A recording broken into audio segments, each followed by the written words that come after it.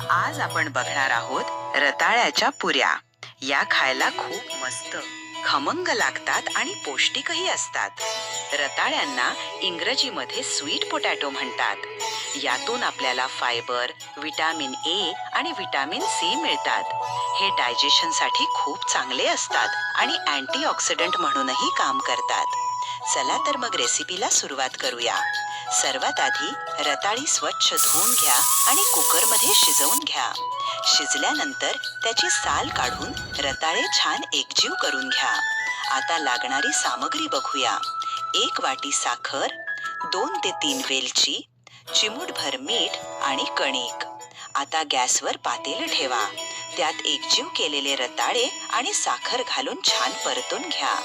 यानंतर त्यात हळूहळू कणिक घालत जा, जोपर्यंत थोडासा घट्ट गोळा तयार होत नाही तोपर्यंत. वेलची कुटून त्यात घाला आणि चवीनुसार चिमूटभर मीठ घाला. तयार झालेलं मिश्रण थोडं थंड होऊ द्या. नंतर त्याचे छोटे छोटे गोळे बनवून पुरी लाटा. गॅसवर तेल गरम करून या पुऱ्या सोनेरी रंग येईपर्यंत तळून घ्या आणि अशा प्रकारे तयार झाली खमंग चविष्ट रताळ्याची पुरी.